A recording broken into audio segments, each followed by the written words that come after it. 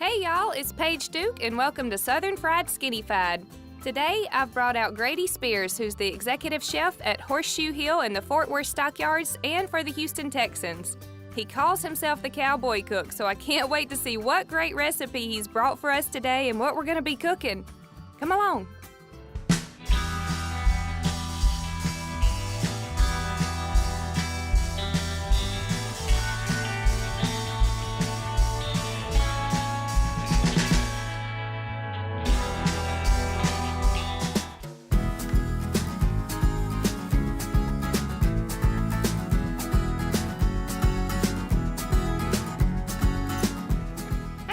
Hey! Welcome out to the ranch. Thanks for having me. I'm glad you're here. Man, I'm glad to be here. Cole and I just got done going for a ride, so you're just in time. Perfect. I hear you're a great cook, Well, so what are we gonna cook today? I got some great Cabrito I just picked up, so I figured we'd do some Cabrito tacos.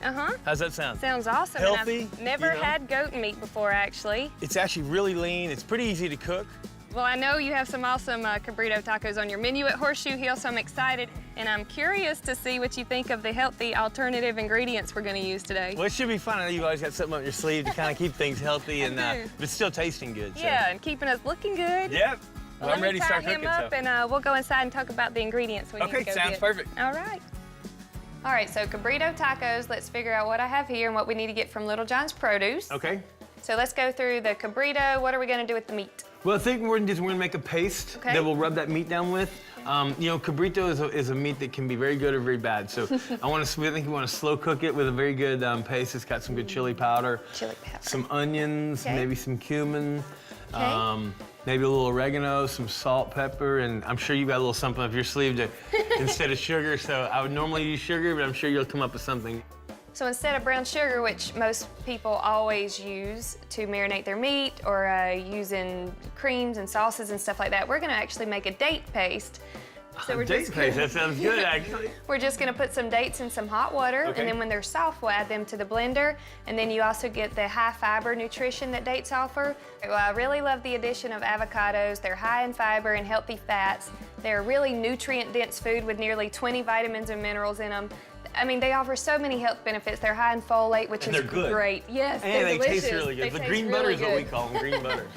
What about for the tacos? What do we need? Definitely need some tortillas. Tortillas, I need to get those. Corn tortillas, flour tortillas, either one.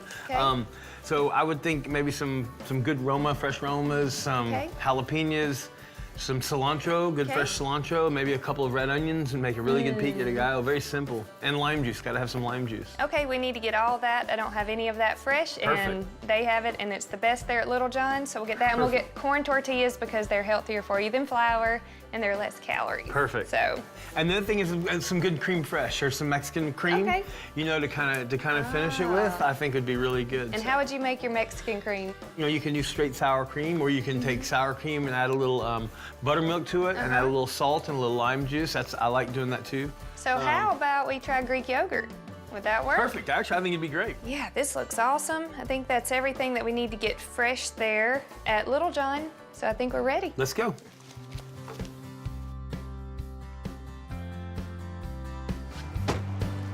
Wow, now this is what I call a market. I love shopping here at the farmer's market. I love knowing the hands that planted everything. I love how fresh it is, and I love the flavor you get when you're shopping local. I'm telling you, look, they got everything we need for this Cabrito. We got cilantro, red onions for the Pico De Gallo, yellow or some white onions. All right. All right, what else have they got down here? You'll get some chilies back here. All right, so how do you know how hot your jalapenos are? Well, you know, funny, so the pointier the end, the hotter the chili. Okay. The blunter the end, the milder the chili. Oh. Gonna get a poblano too? Yeah, we'll get a poblano. Perfect. I'll get some limes. You know, limes and chilies, they all go together. Oh, I love the flavors of cilantro and lime on Mexican food. Can't wait to cook some Cabrito. Cook some Cabrito with all this fresh ingredients. Yeah, that'd be good. The Pico, it'll be good. Yeah, it'd be delicious. Thanks, y'all. You bet. Let's go. Thank you. Cook some goat, Grady.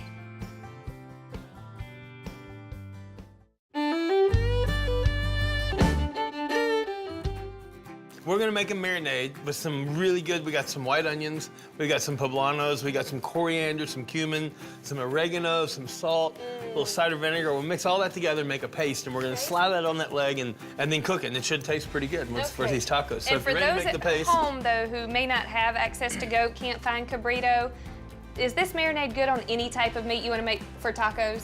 You could use it on venison, you could use it on beef, you could use it on pretty much anything, yeah. Okay, so we got the white onions. Okay. We've got some poblanos, and we got the elephant garlic. Okay, and you just de-seeded these poblanos? I did. I de-seeded the poblanos, took the top stem off. Okay. And took the skin off the outer onions and rough chopped those. Okay. So we'll put all those in together. Now, cider vinegar. Okay. Because you got to have some liquid to make this stuff a mop. All right. There's 1 cup. Double that up, you think? What do you think? 2 cups those? I think so. I would think a little salt. Okay. Just enough to taste. Yep. Okay. And then how about the chili powder? Little black pepper, and then some hot chili powder, hot. We're gonna add a good bit of that, because I like it hot. Let's go. We're just gonna slather it on our goat.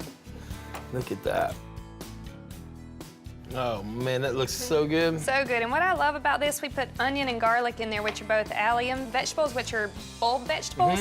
And they're so good for you. They're proven to have anti-cancer benefits, and garlic virtually anti-cancerous for every type of cancer except prostate and breast cancer. And so you can smell it too. I mean, you can smell that pungent. Yeah, and that's the sulfur compounds. That's what you're smelling. Wow. They're really good for you. It's good. I'll just put some onions. These are some really good onions we found there at the market. And I'll just lay those across the top. A little salt. And we'll cover this with some tin foil. And then how long does goat bake? This little leg I would probably cook for about 4 hours, at about 325 degrees. Okay. Or until the meat becomes really tender and soft and falls off the bone. You can just kind of pick it off the bone. So when it falls off the bone is when it's done. You'll be able to tell pretty easily. Okay, let's stick this in here. All right. All right, let's get to our Pico De Gallo. I think you need some red onions. Yep, Add I love some these color. red onions. Red onions, and I know you need some jalapenos. So you said the pointier, the hotter. Well, yeah, the pointier the end, the hotter the jalapeno. The blunter the end, that jalapeno is hotter than the jalapeno. So we need a hot one. I got the red onions chopped. Now, do you want me to de-seed this jalapeno, or do you want me to leave the seed? Leave just a few seeds. Okay. Yeah, so it doesn't burn us up. And jalapenos are really good for you too. They have a chemical called capsaicin in them. That's what gives them their heat. And they can actually raise your metabolism because your body temperature is raised. That's where all that stuff is, right in there, in the seeds and the stems. I smell it. Can help you lose weight because you're using more energy. I need to start eating a bunch of those. And we have Roma tomatoes. Now, why do you like to use these? I like Romas. Well, first of all, the size of them, the taste of them, they're not as big. They don't have as much water in them as a beefsteak tomato. So I'm gonna take both ends off. Okay. And I'm gonna kind of squeeze the water out of it. Sounds good. Kind of get some of that water out. And what's so great about Pico is it's so fresh. You get all these fresh raw vegetables, which their nutrition content is really high when they're raw. Well, and even if you wanted to cook with it, you know, you could actually saute it. You know, and you could cook meat with it. I mean, it's a pretty versatile. What do you think? 2 of them? Yeah, we'll get 2. So I'm gonna finish chopping up the rest of these tomatoes, and what else? Cilantro, and it just smells so good, and I love the flavor of cilantro. And we're gonna top some of our tacos with cilantro too. Oh, it's gonna be good. Okay. Okay, so with cilantro, tell us about this. I just want the leaves. So I'm gonna take the very top of this. Has been washed and trimmed. I'm gonna tear it with my hands. I'm just gonna kind of ball this up, and I like leaving it in bigger chunks so you can taste it. And so we'll just put a rough chop on this cilantro. Okay. We'll add the lime juice. And this is kind of a rough chop Pico De Gallo. You know, it's not as It's finely, and I put some salt in there. Perfect. It's always good to let this sit for a couple hours before you eat it. Let everything kind of meld together and so it's really get nice friendly to with make each other. Yeah, while your goat's cooking. All right, I'm gonna check this, see if it's ready.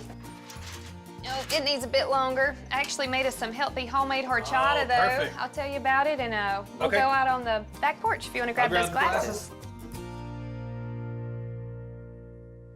Grady, are you a horchata fan? I love horchata, and you know it's hard to find actually. I was pleasantly surprised that we're having this. Well, I can't wait to see what you think. I actually made this with sprouted brown rice milk that I just got at the grocery store. But they also, you can make your own rice milk, and then I just put dates in it instead of sugar, and then I added vanilla and a cinnamon stick. Oh, wow. So that's all it is. Unbelievable. Yeah, it's hard to find, so thank you. You're welcome. Traditional Mexican drink. Well, how did you get into cooking?